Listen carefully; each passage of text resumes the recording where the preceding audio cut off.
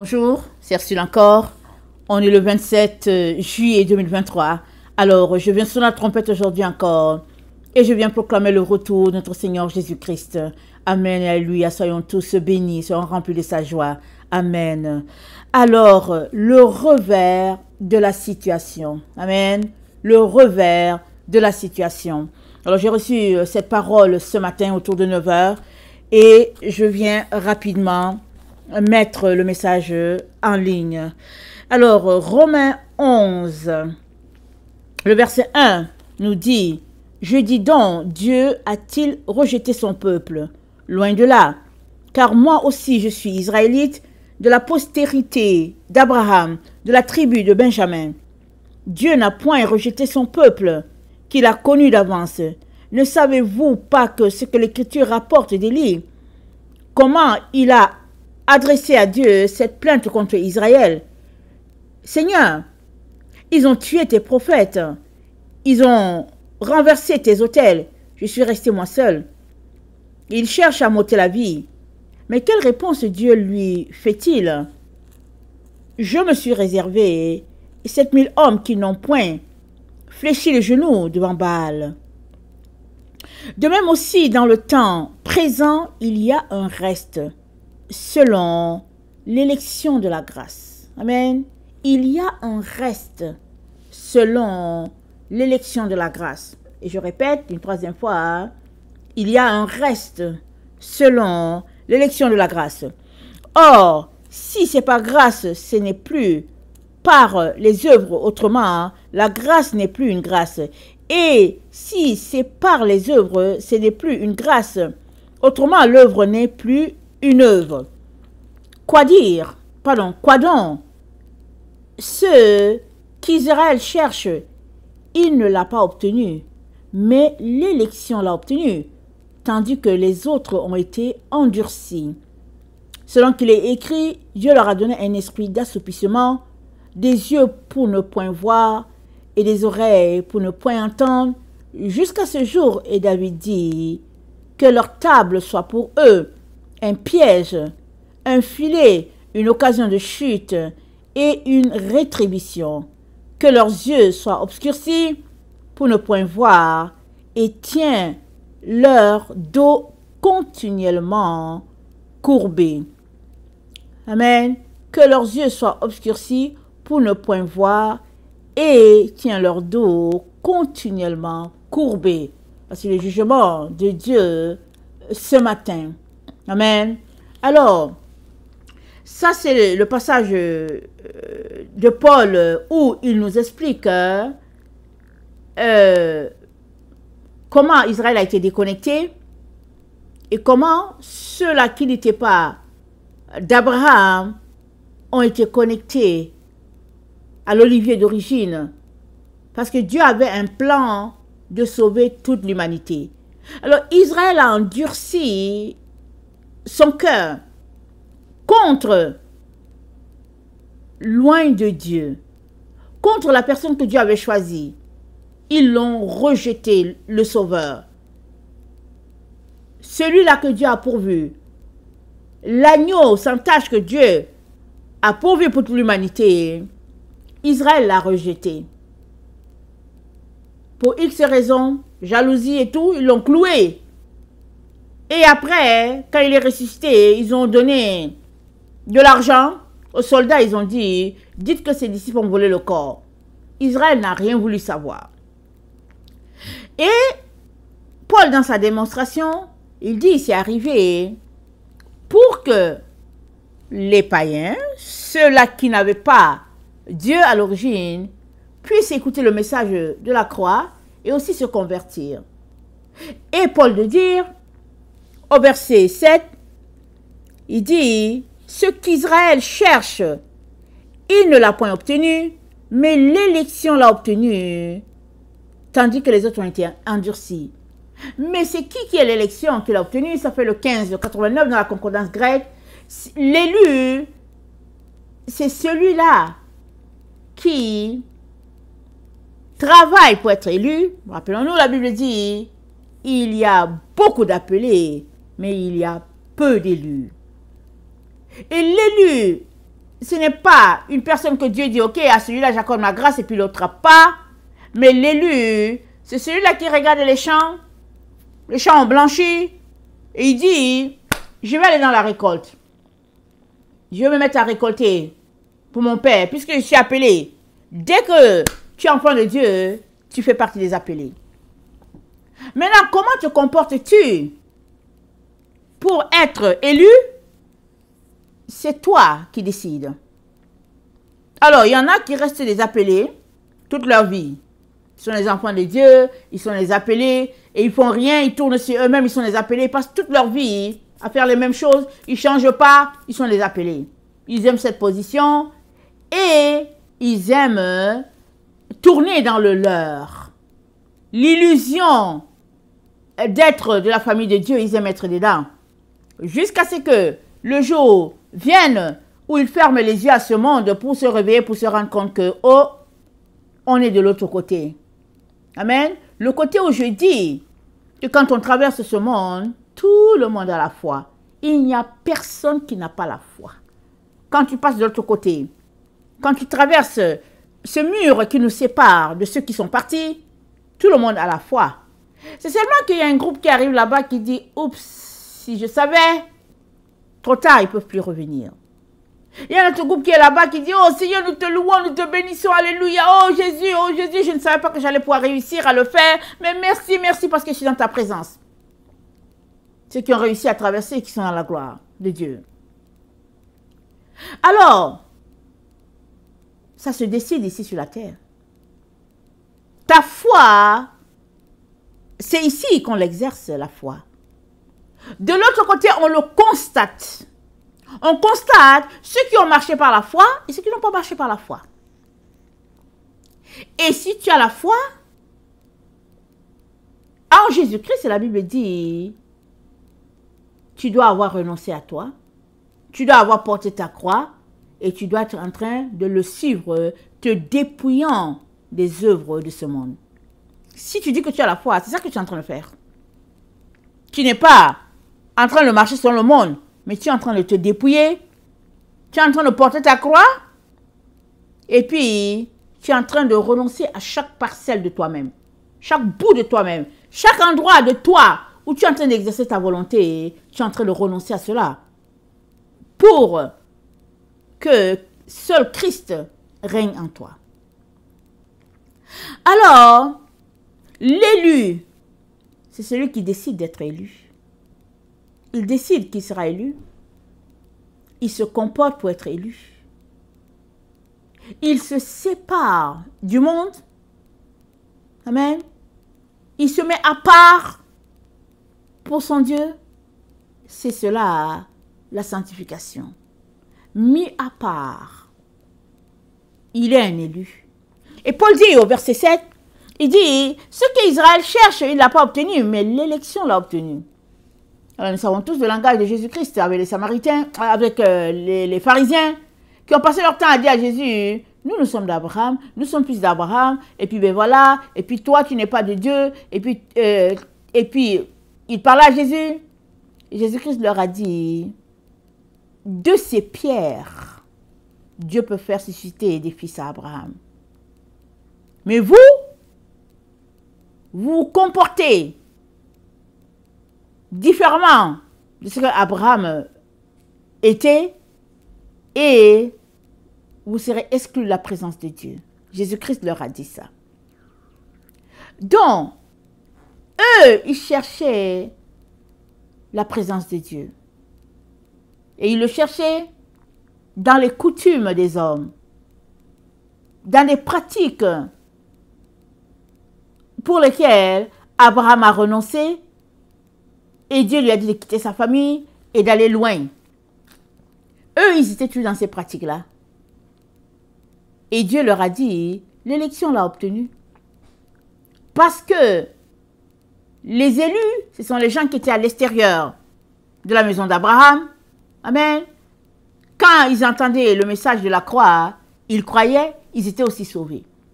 Dieu a appelé Paul pour rassembler du côté des Grecs, des Romains, des Européens, il a appelé Paul de l'autre côté.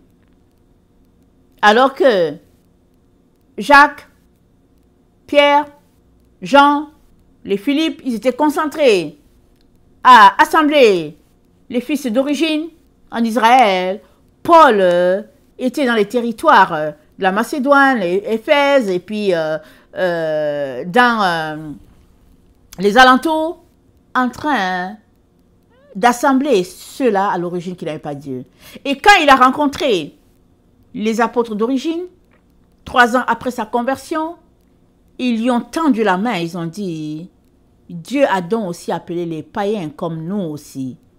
Et ils avaient déjà fait le constat, quand Pierre est allé à Joppé, chez le centenier, et avant même qu'il reçoive le baptême d'eau, le Saint-Esprit était descendu dans la maison. Parce que le centenier passait son temps à faire du bien, Dieu l'avait visité. Et les yeux des apôtres se sont ouverts à ce moment-là. Ils ont dit, ah ok, donc Dieu appelle aussi les païens comme nous. Si on prend l'exemple du centenier, la Bible nous dit, vous lirez dans Actes, peut-être dans Acte 15, j'ai pas fouillé la référence. La Bible nous dit, il passait son temps à faire l'aumône. Parce qu'il ne savait pas comment toucher le Dieu d'Israël. Et il savait que il n'avait pas droit à ce salut-là. Parce qu'il est un étranger. Il est un incirconcis. Il ne savait pas comment faire. Et tout ce qu'il faisait, il bénissait le peuple de Dieu. Alléluia. Il passait son temps à faire l'aumône aux enfants d'Israël, parce que lui était centenier romain. Il passait son temps, il faisait l'aumône, il faisait l'aumône, il faisait l'aumône. Il a tellement planté le bien, la bonté, que Dieu a décidé de le bénir. Dieu a envoyé un ange pour le visiter. Et il a appelé auprès de lui toute sa famille. Et le Saint-Esprit est descendu sur toute sa famille. Amen. Et voilà ce que Dieu fait. Dieu bénit tout le monde. Et Dieu veut bénir tout le monde à travers toi. Il veut bénir toute ta famille à travers toi. Si tu travailles à être élu. Donc le centenier a travaillé à être élu. Il a planté le bien, planté le bien, planté le bien, planté le bien. Finalement, hein, il est devenu élu. Alors, tu veux être élu. Quelles sont tes actions? Amen. Quelles sont les actions que tu poses chaque jour pour montrer à Dieu que tu es un élu? Ou bien que tu veux être élu? Quelles sont tes actions? Parce que tu t'as vu devant la télévision, Internet, et puis je ne sais pas quoi, et tu veux être élu? Réfléchis encore. Veux-tu vraiment être élu? Réfléchis plusieurs fois. Parce que si tu veux être élu, tu dois renoncer à la vie de ce monde et travailler de manière à être un élu. Alors, le centenier est un exemple palpable pour toi. La référence se trouve dans Acte 10. Amen. L'histoire du centenier et comment Dieu les a visités, lui et toute sa famille, alors qu'il a travaillé de manière à être un élu, lui qui n'était pas de la maison d'Israël. Amen. Et Paul, donc, nous informe dans Romains 11 que ceux-là qui n'étaient pas d'Israël, ils ont obtenu l'élection. Amen. Pourquoi? Parce qu'en ce temps, Israël s'était endurci contre ceux-là que Dieu avait choisi. Et c'était écrit, selon qu'il est écrit, le verset 8, nous sommes dans Romains 11, le verset 8. Dieu leur a donné un esprit d'assoupissement, des yeux pour ne point voir, des oreilles pour ne point entendre, jusqu'à ce jour. Amen. C'est ça qui leur est arrivé. Mais le même Paul nous dit dans ce chapitre 11 de Romains, il nous dit, nous sommes dans Romains 11, le chapitre 25. Pardon. Romains 11, le verset 25, excusez-moi. Car je ne veux pas, frères, que vous ignoriez ce mystère, afin que vous ne vous regardiez point comme sages. C'est qu'une partie d'Israël est tombée dans l'endurcissement jusqu'à ce que la totalité des païens soit entrée. Amen. Alors, Nous sommes dans Romains 11, le verset 7 nous dit, Israël est tombé dans l'endurcissement. Le verset 25 nous dit, c'est jusqu'à ce que la totalité des païens soit entrée.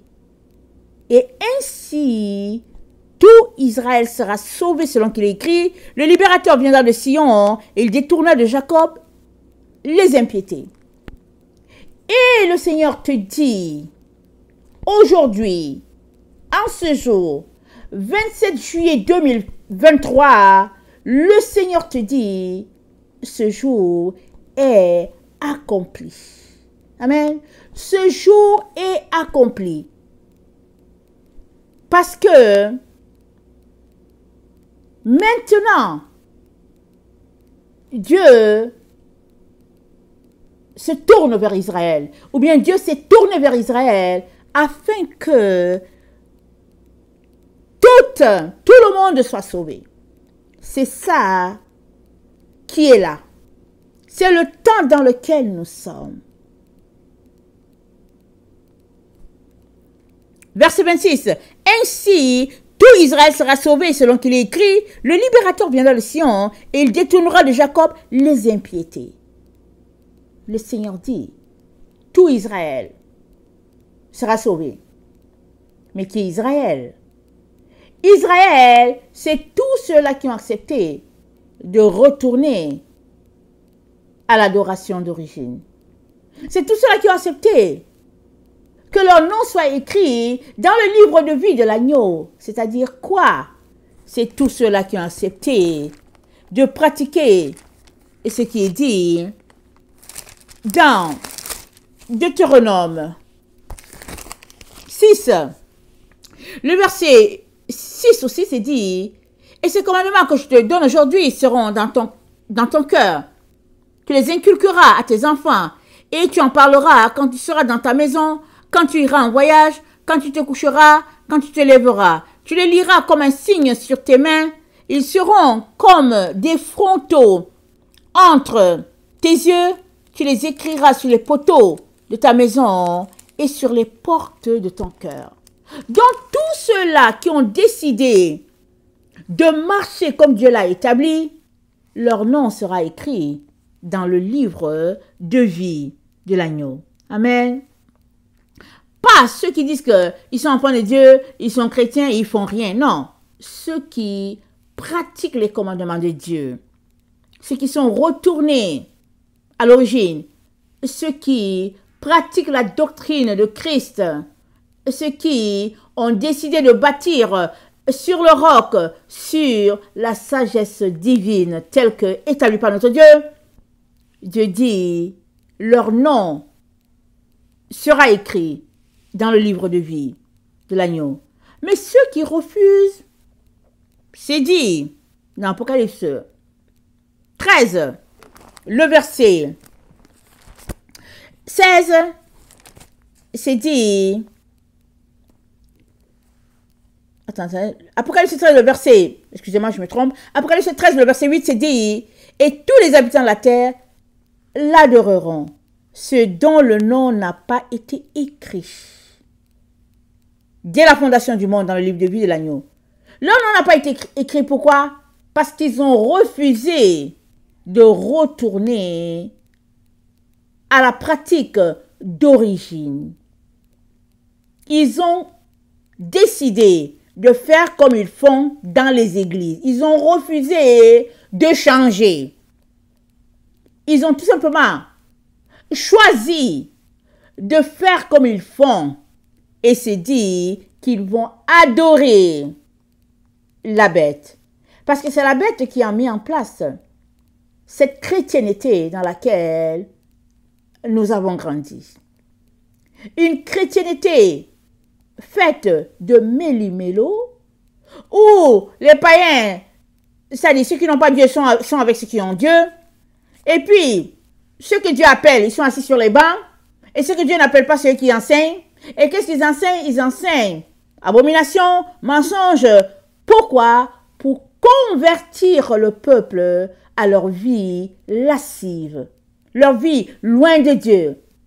Voilà pourquoi ceux qui sont appelés à enseigner dans ces églises-là, c'est des gens qui n'ont pas Dieu. Ou bien ils ont donné leur vie à Dieu un jour et ils ont été convertis à la vie de Laodicée. Amen. Nous savons que Laodicée, ni chaude, ni froide, elle aime la tiédeur. Et c'est ça. Alors, donc, Dieu nous dit donc que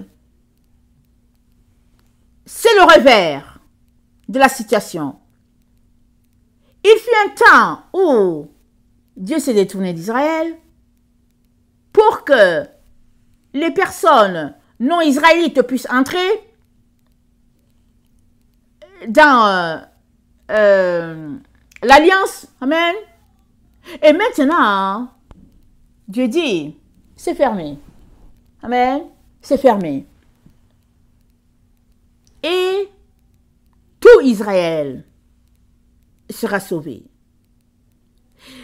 Et non seulement il dit cela, mais le message qu'il a pour tous ces enfants qui continuent de côtoyer les églises, de fréquenter les églises dans leur religion, dans leurs pratiques qu'ils font, qui sont loin de Dieu, tous ceux-là qui sont dans les églises, le Seigneur vous dit, écoutez bien, le Seigneur vous dit qu'il vous a donné. Amen. Il vous dit qu'il vous donne. Amen. Il faut que je mette le mot tel qu'il est. Qu'il vous donne un esprit d'assoupissement, des yeux pour ne point voir et des oreilles pour ne point entendre. Amen. Et que votre table soit pour vous un piège, un filet, une occasion de chute et une rétribution. Et que vos yeux soient obscurcis pour ne pas voir et que votre dos soit continuellement courbé. Puisque il appelle et vous refusez, et puis vous voulez marcher selon vos voies, il dit, eh bien, marchez-y. Marchez-y, dit l'Éternel. C'est son jugement contre tous ceux-là qui sont dans les églises. Le temps est arrivé où Dieu s'est tourné à nouveau vers Israël. Amen. Il a fermé la brèche qu'il avait ouverte pour que les païens puissent entrer. Et là, il l'a fermé et il se tourne à nouveau vers Israël. Et dans Ésaïe 60, voilà ce qui est dit. Lève-toi et sois éclairé, car ta lumière arrive. Et la gloire de l'Éternel se lève sur toi. Voici les ténèbres couvrent la terre, et l'obscurité les peuples, mais sur toi l'Éternel se lève, sur toi sa gloire apparaît.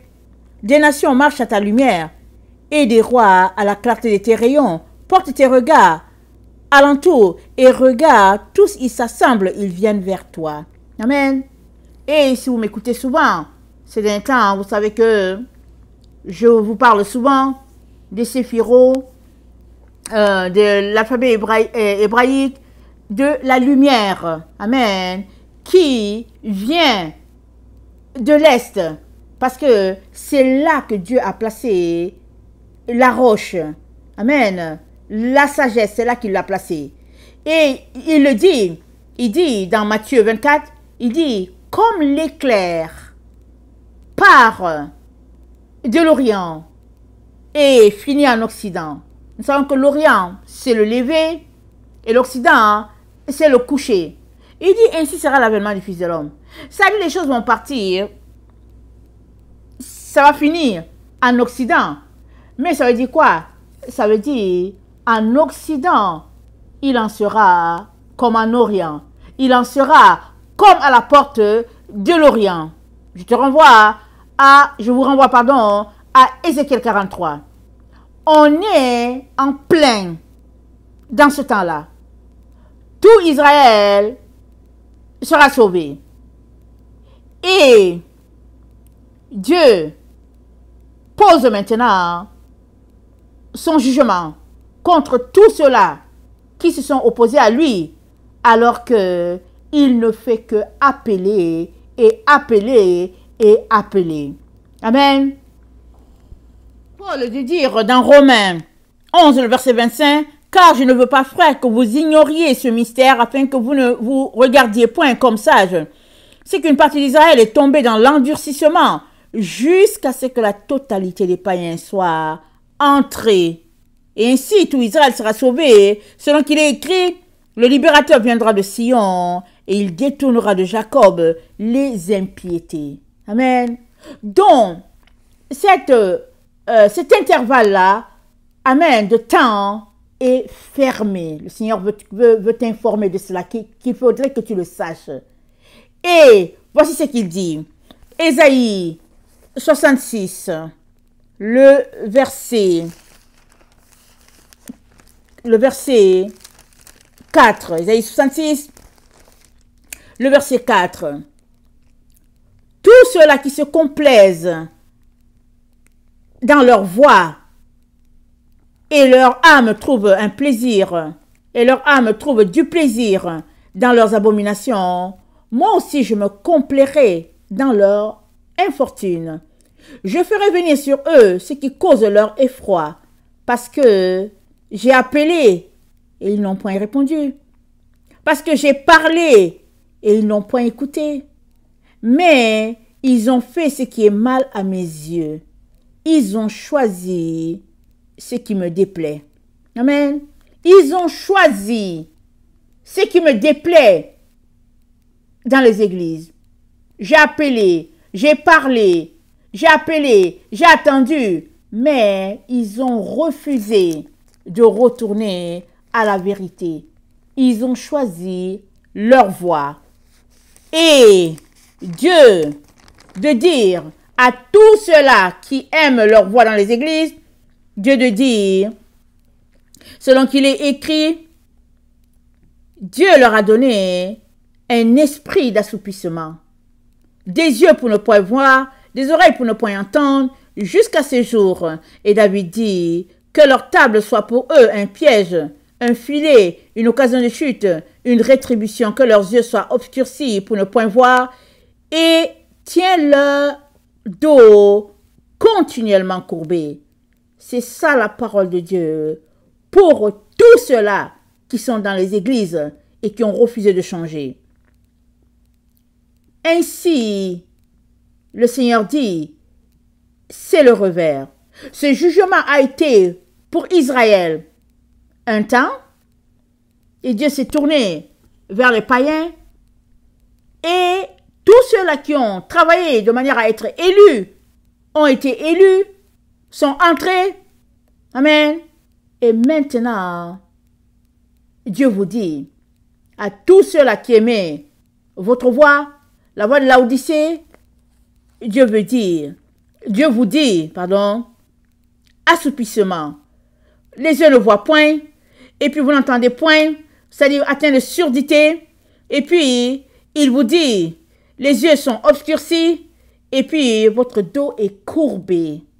C'est cela, son jugement contre tous ces cœurs rebelles, tous ceux-là qui se sont opposés à lui et qui se comportent de manière à continuer dans cet égarement.